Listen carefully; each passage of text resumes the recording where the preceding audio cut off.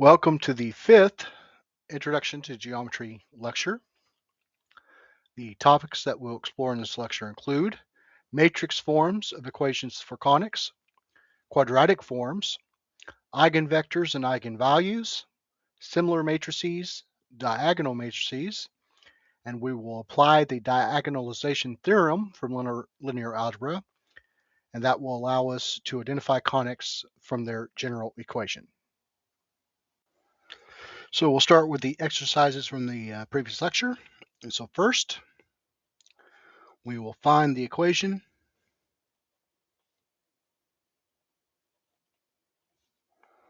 for the normal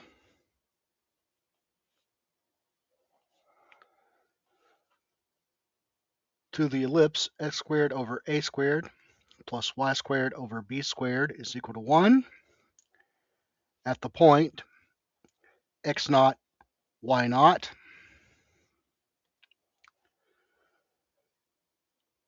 So first we use our parametric equations. X of t is a times cosine t, and y of t is b times sine of t. And so x prime of t is negative a times the sine of t, and y prime of t is b times the cosine of t. And so the slope of the tangent is y prime over x prime, and so we have negative b cosine t over a sine t. And so the slope of the normal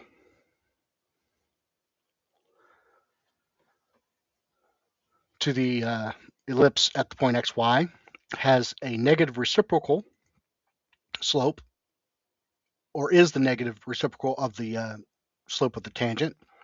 So that is a times sine of t over b times cosine of t. And so using our equation for a line, we have y minus b times sine of t is the slope, a times sine of t over b cosine t times the quantity x minus a times the cosine of t. So we'll multiply through by b cosine t, and so we have b cosine t times y minus b squared times sine t cosine t is equal to a times the sine of t times x minus a squared times sine t cosine t. And so collecting the x and y terms on one side, we have a times sine of t times x minus b times cosine of t times y is a squared times sine t times cosine t minus b squared times sine t cosine t. And let's simplify the right-hand side. This gives us a squared minus b squared times sine squared, sine t times cosine of t.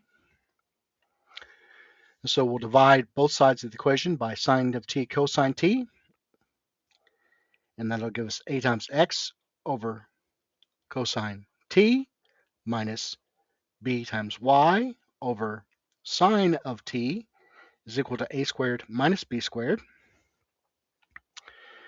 So the first term we will multiply by the numerator and the denominator by a, and so we have a squared times x over a cosine t minus, in the second term we'll multiply both the numerator and denominator by b, and we have b squared times y over b times sine of t is equal to a squared minus b squared. Now a times cosine of t is simply a specific point at a parameter t, and so that is corresponds to our point x of naught. And so we have a squared times x over x of naught minus, and b sine of t corresponds to a given y value for the parameter at the parameter t. So that is the our y sub naught value. And so we have b squared times y over y sub naught is equal to a squared minus b squared. So let's plot an ellipse and the tangent and normal lines to the ellipse at a given point. So first we'll start by giving our eccentricity and setting that value to 0.6. Then our parameter b is a times the square root of 1 minus the eccentricity squared.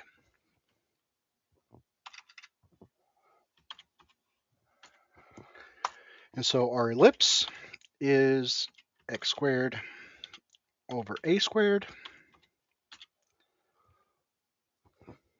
plus y squared over b squared is equal to 1. Oops. Is equal to 1.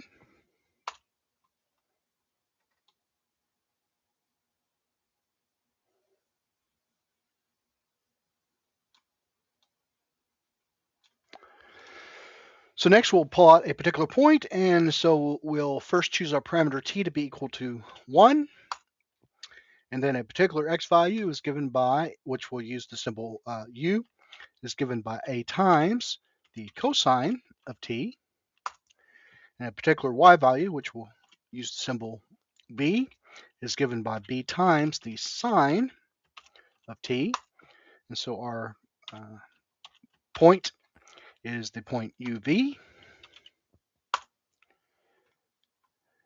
Now we know that the tangent through this point is given by a particular x value, which here is u times x, divided by a squared, plus a particular y value, which here is v times y, divided by b squared, is equal to 1. And we have just calculated that the normal line through the point P is given by a squared times x divided by a particular x value, which here is u, minus b squared times y divided by a particular y value, which here is v, is equal to a squared minus b squared. Oops.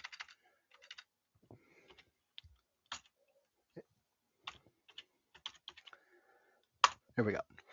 And so, as we can see, the normal is indeed perpendicular to the tangent through the point P. Okay, so next let's rotate the parabola y squared is equal to 4 times a times x by pi over 4 radians counterclockwise. And to do that, we'll use the standard rotation matrix by that angle. So we have as the first row cosine pi over 4, negative sine pi over 4, and for the second row, sine of pi over 4 times or not times, but rather cosine of pi over 4,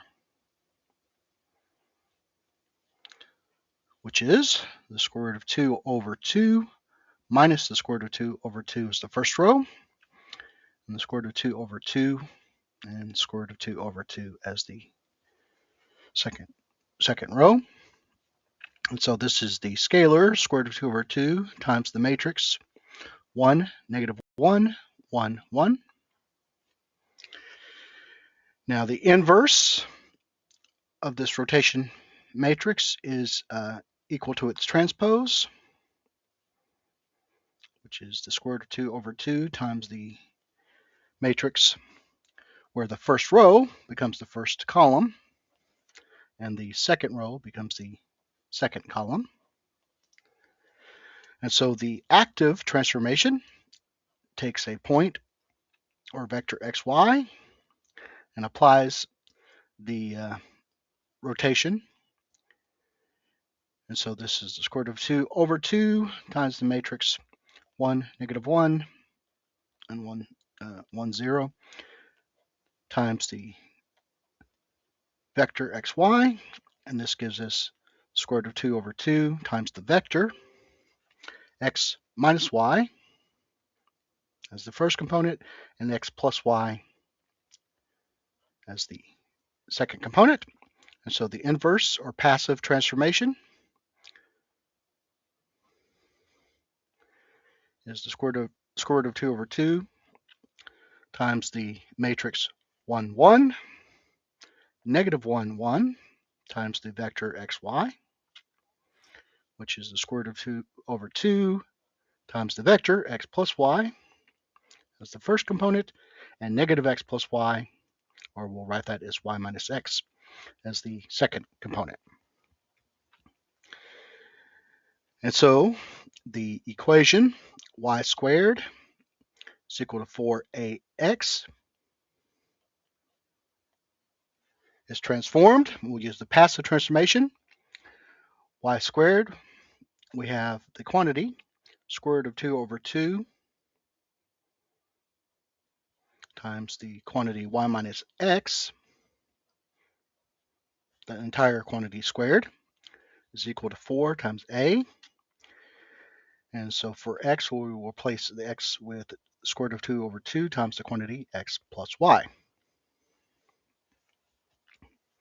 So we have 2 over 4 times y squared minus 2xy plus x squared is equal to 2 times the square root of 2ax plus 2 times the square root of 2ay. So 2 over 4 is 1/2. We'll multiply everything through by 2, and we have x squared minus 2xy plus y squared is equal to 4 times the square root of 2 times a times x plus 4 times the square root of 2 times a times y. And we'll just simply rewrite this into the general form. X squared minus 2x times y plus y squared minus 4 times the square root of 2 times a times x minus 4 times the square root of 2 a times y is equal to 0. So notice that with this rotation, a rotation by an angle other than a integer multiple of 90 degrees or pi over 2 radians gives a cross term x times y, and this term has the same degree too. So let's now look at how this has affected the vertex, focus, and directrix. The vertex, the original vertex, occurs at the point 0, 0. So applying the active transformation in this case, we see that if x is 0 and y is 0, then the vertex remains the same. The vertex is not changed by this transformation. But now if we look at the focus for the original parabola occurs at the point A0. So using again the active transformation, that's the square root of 2 over 2, the point square root of 2 over 2 times a for the x value, and the square root of 2 over 2 times a for the y value. And finally, the directrix for the original parabola is the line x is equal to -a. And so since this is an equation, we'll apply the passive transformation. So we'll replace the x value with the square root of 2 over 2 times the quantity x plus y is equal to -a. And so let's first multiply by 2 over the square root of 2. And so we have x plus y is equal to -2 over the square root of 2 times a. or y is equal to negative x minus 2 times the square root of 2 over 2, or the square root of 2 times a. So let's plot the original parabola. Y squared is equal to 4 times a times x. And let's also plot the original focus. Correction, the original vertex. We'll start with the vertex 0, 0. The original focus, a0. And the original directrix, x is equal to negative a. And let's make these dotted lines or dotted curves.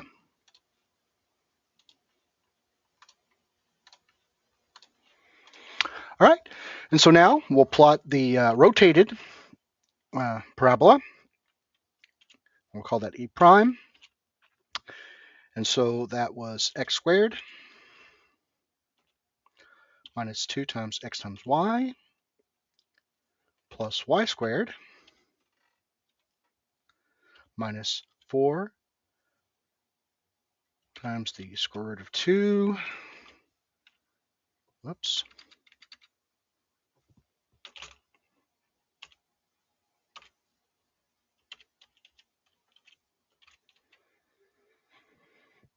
times a times x minus 4 times the square root of 2 times a times y is all equal to 0.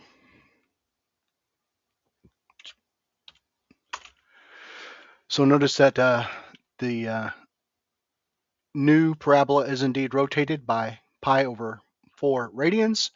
Let's look at the, since the vertex isn't affected, let's look at the new focus, which we'll call f prime. And that occurs at the point, the square root of 2 over 2 times a as the x component, or x value, and square root of 2 over 2 times a as the y value. Again, notice that the new focus is rotated with respect to the original focus by pi over 4 radians. And finally, for the directrix, which we'll call d prime, that was given by the line y is equal to negative x minus the square root of 2 times a.